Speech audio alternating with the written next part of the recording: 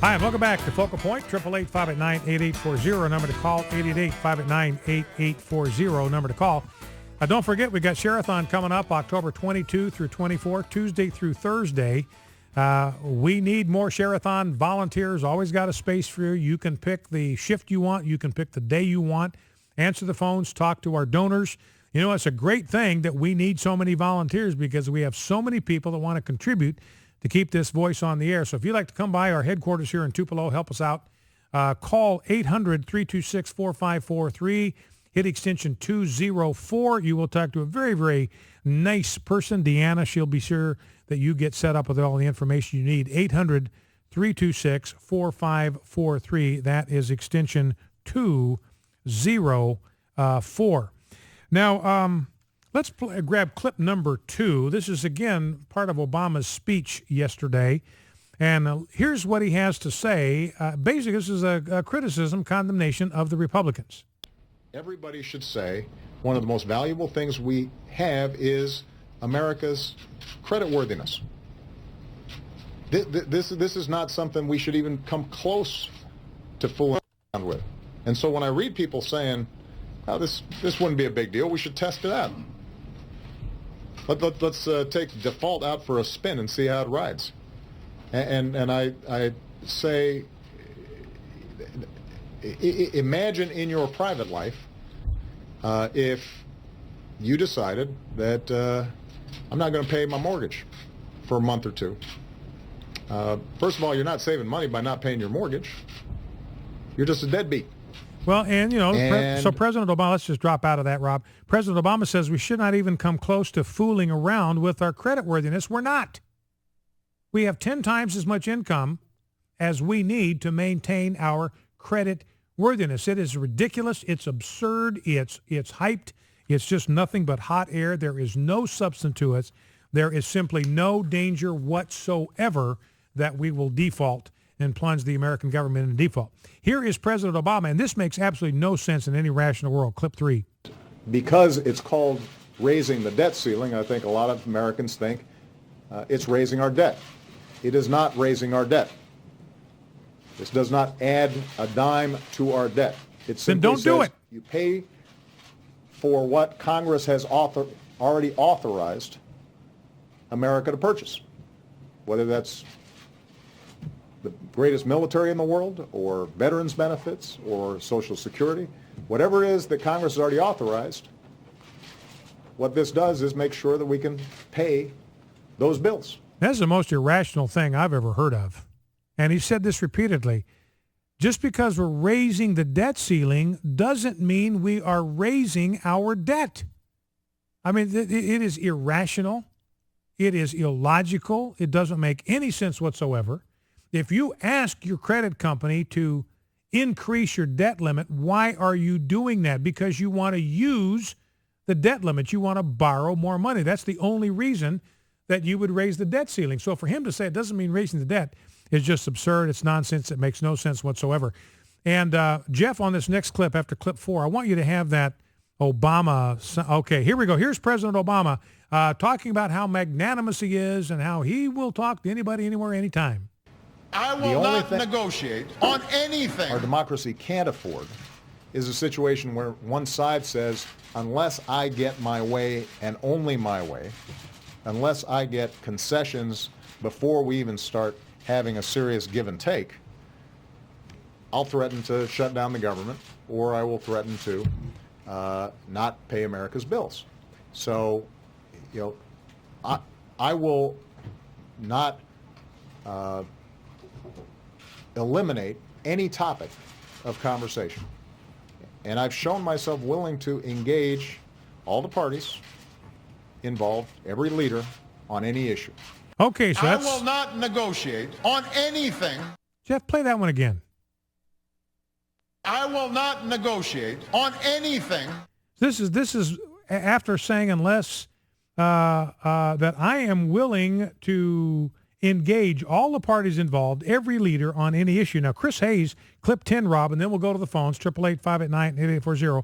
Chris Hayes, clip 10, he plays a montage of statements from President Obama. Remember, you're about to listen to a guy that said the only thing our democracy can afford is a situation where one side, like President Obama, for instance, says, unless I get my way and only my way, unless I get concessions before we even start having serious give and take, I will threaten to shut down the government. Can't do that, President Obama says. Can't say my way or the highway. That's not how we do things in a democracy. Here is Chris Hayes' montage. I'm going to repeat it. There will be no negotiations over this. The United States government pays its bills. That's non-negotiable. We're not going to negotiate around the debt ceiling. But the GOP seems to think they have the support of the American people in their efforts. They are wrong. Now, Chris Hayes says, look, it's just wrong to think the American people are with Republicans on this. This is not true. For the first time in a generic ballot, the Republicans have pulled even with the Democrats in the last month, and President Obama's approval rating is down to 37%. It's in the tank. It's going through the basement. So Chris Hayes is the one that's wrong when he says the American people are simply not with conservatives on this one. Let's go to the phones. Let's go to Bill, Billington, West Virginia. Bill, welcome to Focal Point. What's on your mind? Hi, Brian. I'd like to make a comment on two things. First thing is the lady that called in about the soldiers being brought back to the United States that were shot and killed. Uh-huh. I did see Megyn Kelly's, but also Hannity had on Oliver North. And I'm going to tell you, Oliver North was about as angry as I have ever seen him. Wow. Well, he has a right to be. He laid it right out there for them all. And on the other comment and what I talked about yesterday about Mitch McConnell, Glenn Beck had on a man that's going to be running against him, a young fellow in his 40s, I think, 45 or 50. What a sharp man he was.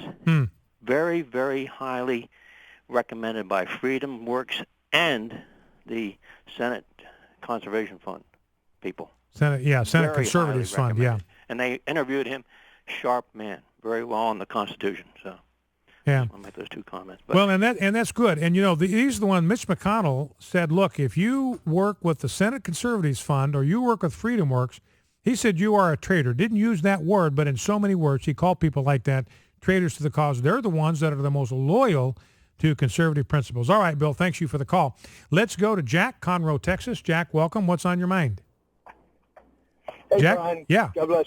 God bless you. Go right ahead. Man, I don't know. You make it hard, man. What I originally wanted to pick your brain about, you've given me so much fodder afterwards with those quotes from our deceiver in chief. But I don't just think it's very telling that he uses such platitudes as veterans benefits to make his case against the lockdown, the shutdown, and yet he's refusing and withholding the veterans benefits. I think that's a very telling, glaring indication of what's really going on. But that was not the comment I called about. I had a question regarding the lady that called about the corpses being basically dishonored, and that was the question I had was, do you think that instead of you made a comment a while ago about the outrage across America?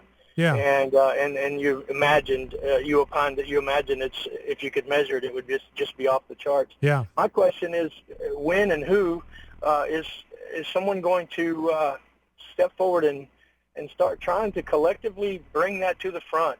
I'm getting robo-dialed from Glenn Beck and different. I'm on Senate Conservatives' email list, and I'm waiting for somebody to step to the front and actually harness the power and stop asking me for money. And actually start asking for people to get together. And the Boston Tea Party wasn't a political stunt. It was some people who were fed up with being treated this way. Well, and I don't know. I think something's going to happen here, Jack. I just think there's too much energy out there, and the American people who love liberty, hate tyranny. There's too much of that energy out there for this not to get harnessed and channeled in some way. You got a lot of these people now with these national parks and stuff. They're basically doing their own Tea Party. Catch me if you can. They're driving over the cones. They're on the highway that keeps them from looking at Mount Rushmore. They're taking the cones and throwing them aside. They're daring the park police to catch up to them in these national parks, playing kind of catch me if you can. That's just a very simple little thing, but that's basically, that's a mini Tea Party is what they're engaged in. So somehow, Jack, I think this energy is going to coalesce and something is going to be done, and we need to have the information. We need to have people like Glenn Beck and people like this program and AFR Talk continue to get the information out there so people get the truth And then when the time comes, they'll know what to do with it. All right, Jack, thanks for the call. Last call today, let's go to Michelle in Fort Hood, Texas. Michelle, welcome to Focal Point. What's on your mind? Hello, Brian. How you doing? I'm doing great. How are you? You? I'm boiling. You and me both. Absolutely boiling. I love your show. I wait every day to hear it. And I just want to, there's a couple of things I cannot believe on a clip I just heard you say. I heard you play. Did he say that with the greatest military and vets in the whole world, how is he treating them like this? But let's not forget him say, did he not, that they were terrorists? Yeah. Yeah. Remember that? Oh, yeah. I don't know how many people remember. And they were saying that this month is the bully month, anti-bully. Let's say that this is bully Obama's, okay?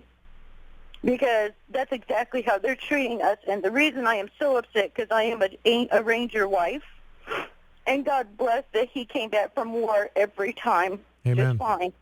But let me tell you, if that happened to me, I don't know what I would do. I don't know what I would do. But that's offensive. And how can he be so two-faced to say that they are the best military but treat them like this? And God bless the vets. God bless the ones who are out there right now. I pray for them every day, all day long. And I appreciate your show that you tell the truth out there. And I tell everybody, turn your dial to 89.9 over here because you're going to learn the truth and you're really going to bowl. All right, Michelle. Well, listen, thank you very much. And I appreciate you and thank your husband for his service and willing to risk everything, protect our liberties. And that's what makes this so shameful. You know, it's the very least that you can do for the spouses of those that have died in the service of the country. Give them the death benefit that is owed to them. Ladies and gentlemen, thanks for listening. We'll see you right back here tomorrow. God bless you.